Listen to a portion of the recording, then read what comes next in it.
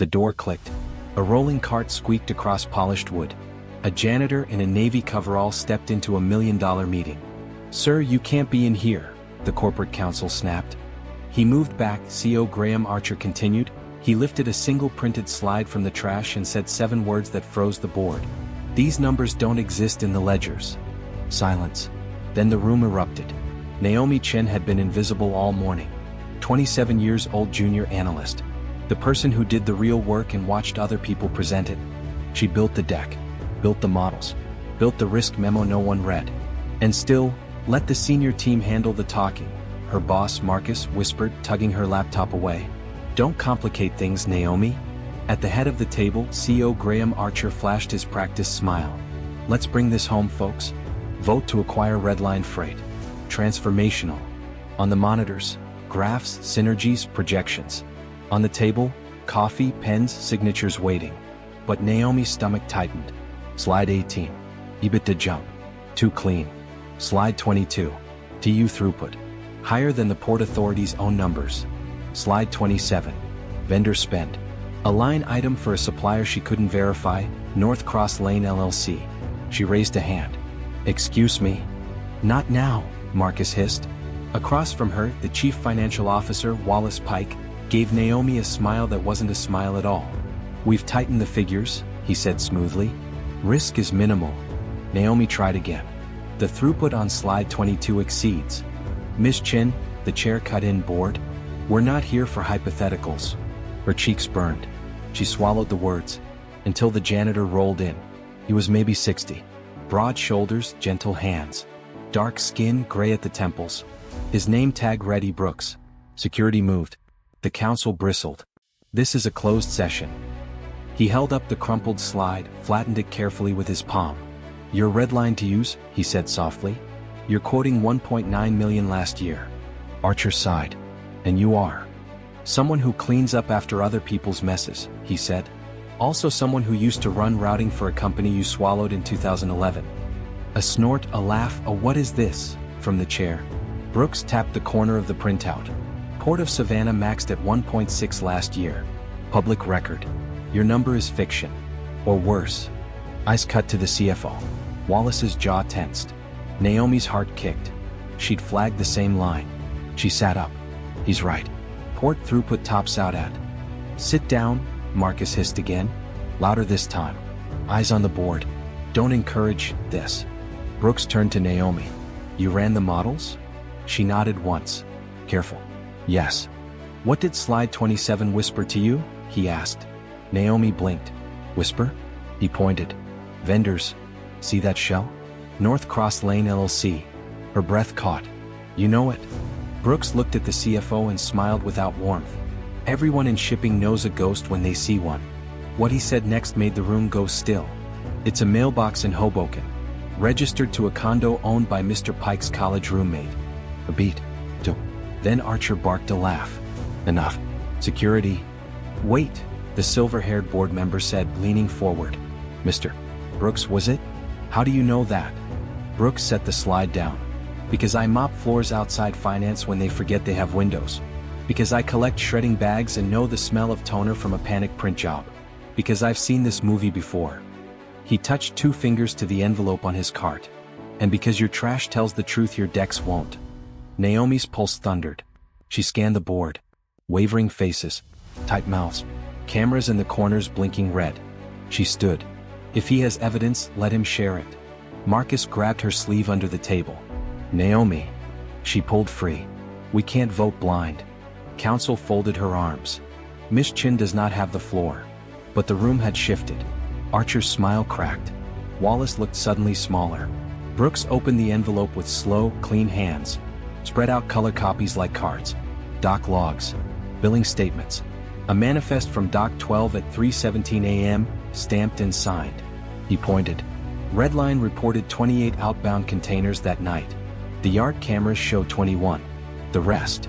He slid over a photocopy of a bill of lading. Bounced between shelves. No cargo. "Dummy loads?" someone whispered. Brooks nodded. "Revenue inflation. It's old. It's sloppy. It's fraud."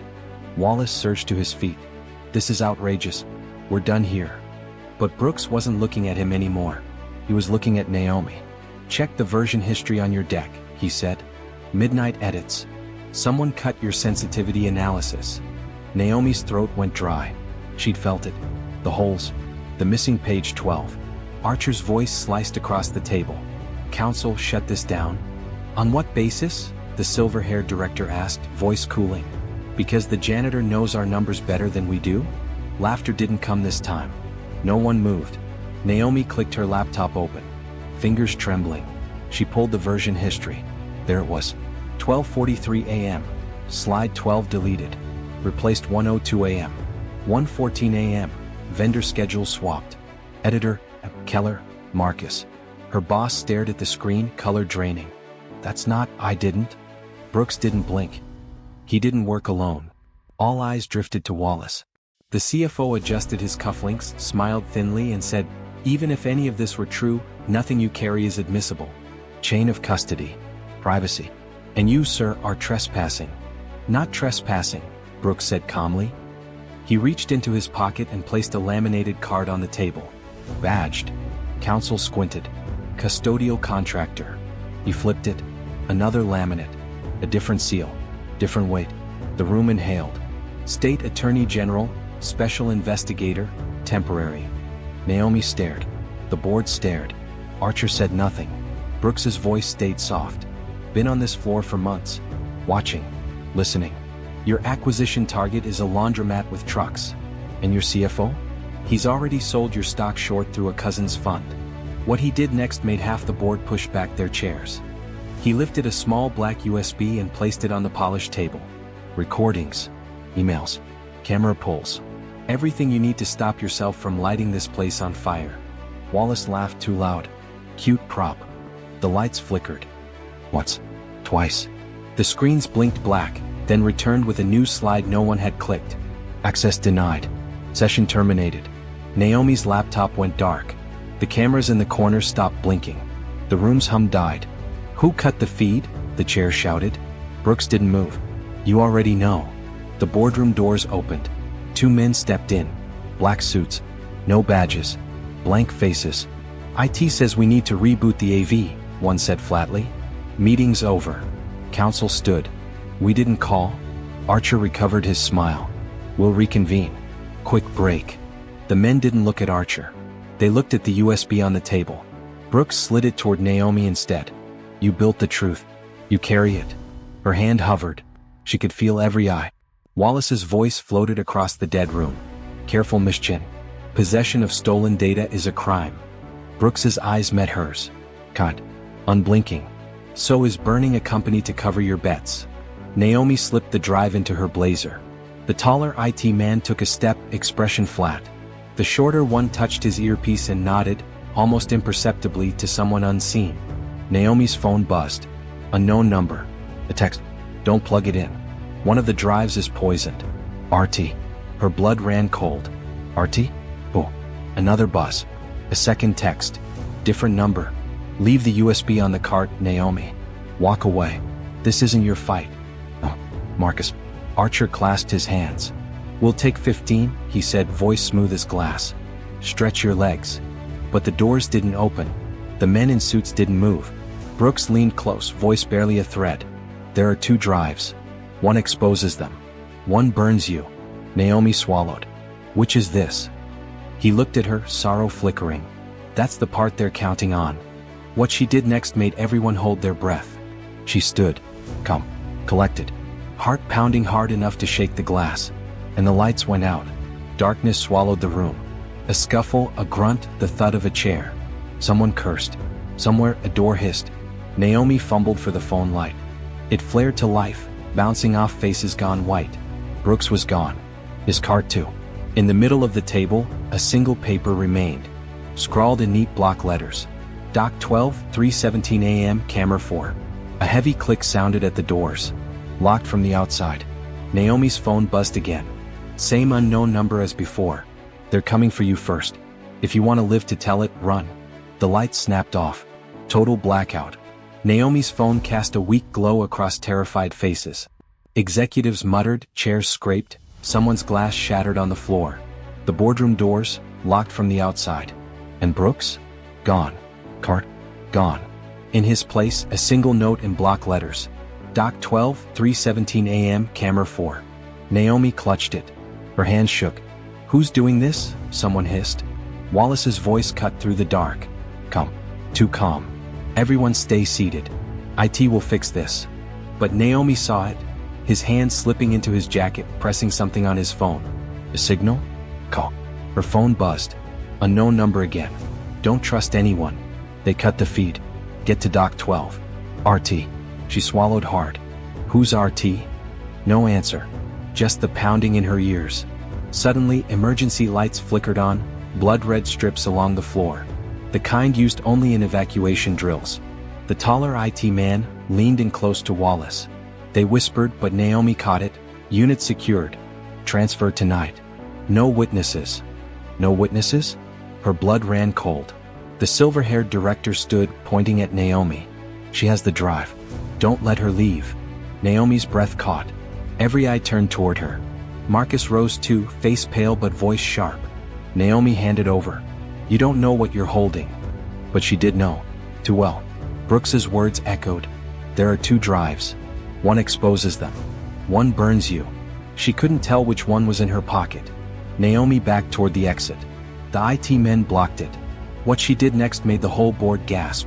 She hurled her phone at the taller man's face. It cracked against his cheek. He stumbled. She bolted. Hallway? Empty dark. Her heels smacked against marble. Her heart thundered. Security doors slamming shut behind her. She sprinted for the stairwell, then froze. At the bottom of the stairs stood 2 more men. Same suits. Same blank faces. They looked up. One spoke into an earpiece. Target moving. Naomi bolted up instead, lungs burning, until she burst onto the rooftop parking deck. Cold night air. Sirens far below. And there by the edge stood Brooks. Cart beside him. Come. Like he'd been waiting. Dock 12, he said without turning. What's at Dock 12? She gasped. The truth, Brooks answered. And a camera feed they thought was erased. She stepped closer. Are you even a janitor? His eyes met hers. I was. Before they stripped my pension. Before I saw what they were smuggling. Before I realized the company you work for isn't just cooking books. It's moving shipments it can't explain. Naomi's chest tightened. Shipments? He nodded toward the skyline. Freight containers. Empty on paper. Full in reality. What's inside? He didn't answer. His silence was heavier than words. Footsteps pounded up the stairwell. Voices shouting. Move.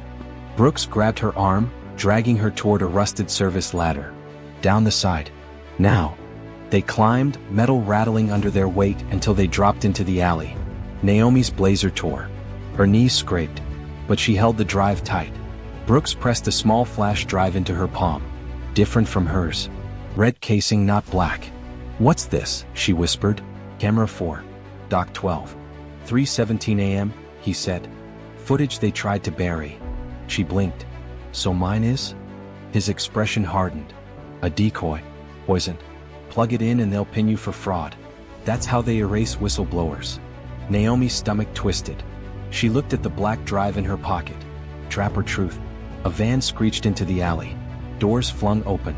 The 2 IT men leapt out. Brooks shoved her behind a dumpster. Run if I tell you. They closed in, flashlights cutting beams through the dark. Where's the girl? One barked. Brooks raised his hand slowly. You'll never find her. The shorter man sneered. You think you're some kind of hero? You're just a mop with shoes. Brooks smiled faintly. Funny. That mop saw everything you buried. Naomi's phone buzzed again. A new message. If you trust Brooks, you're already dead. RT. Her breath caught. The screen flickered. Another line appeared. Red drive equals bait. Black drive equals truth. Don't switch them. She looked at Brooks. At the red drive in her hand. At the black one in her pocket. Which was real. Which was poison. Her chest burned. She couldn't breathe. The taller man drew a gun. Last chance, Brooks. Where is she? Brooks's jaw tightened. His eyes flicked toward Naomi's hiding spot. No. Naomi whispered under her breath. Don't. But he did. He stepped forward, raising his voice. She's gone. And you're too late. The men lunged. The alley erupted in chaos. Shouts. A gunshot cracked the night. Naomi froze, clutching both drives, heart slamming. When the smoke cleared, Brooks lay on the ground, blood spreading across his coverall. Her scream caught in her throat. His eyes found hers. Wait. Fading. He mouthed one word. Run. She ran. Out of the alley. Into the city lights. Her phone buzzed again. The unknown number. Dock 12. Tonight. Or Brooks died for nothing. Naomi staggered to a stop under a flickering streetlight. Her hands trembled as she looked down. 2 drives. One black. One red. One could save her. One could destroy her. And she had no idea which was which. The streetlight flickered overhead. Naomi's breath came in sharp bursts, her palms slick with sweat. 2 drives. One red. One black. One the truth. One a trap. Her phone buzzed again.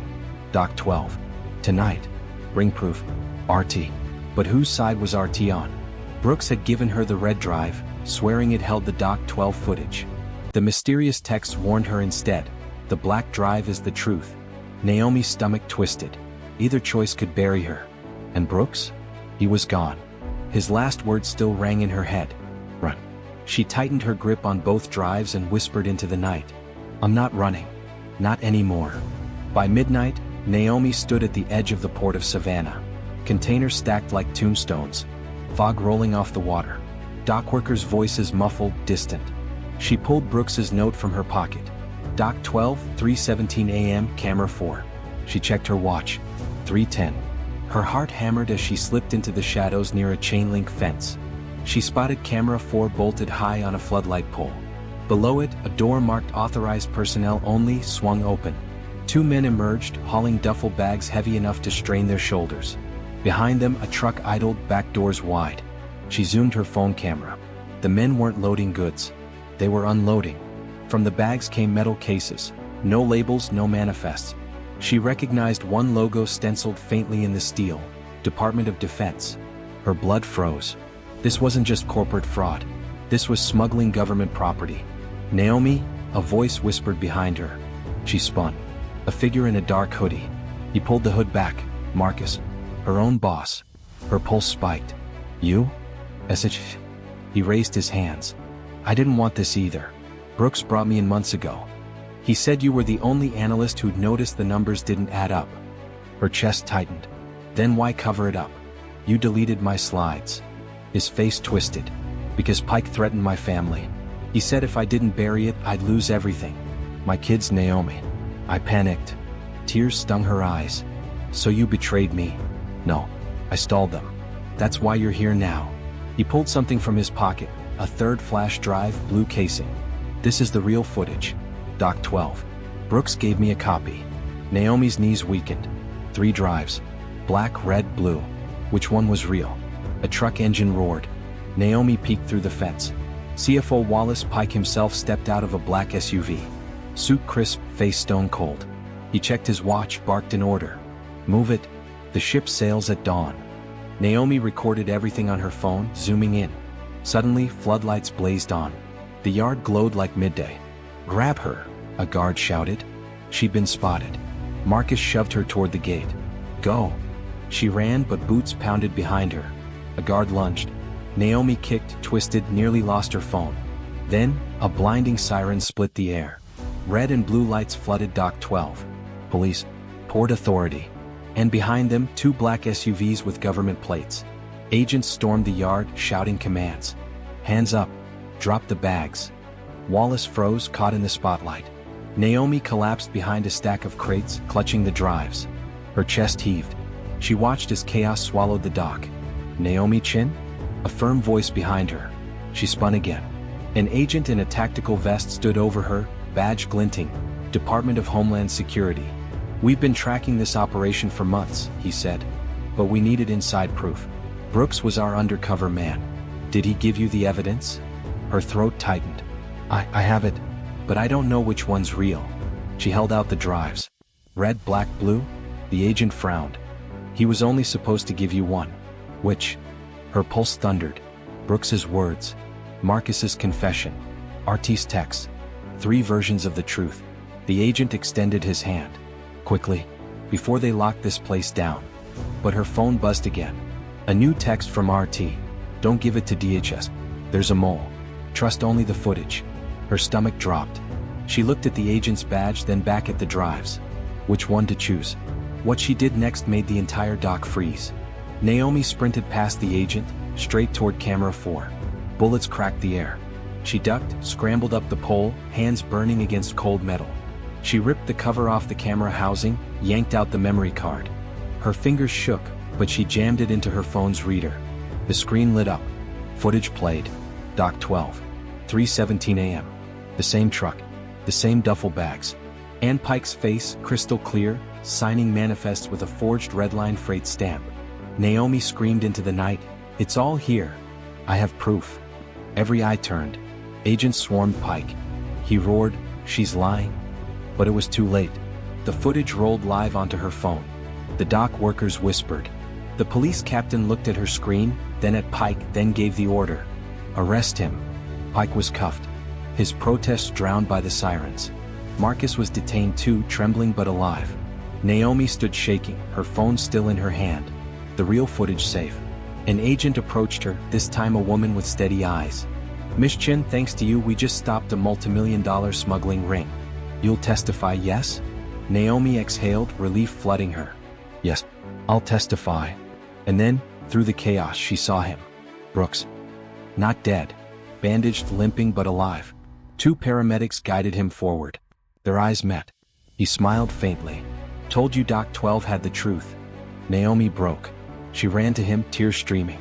"You almost died for this." He shook his head. "No, I lived for this. Justice isn't clean. It's fought for in alleys, in boardrooms, in the places no one wants to look. Tonight, it won." Weeks later, the headlines blazed.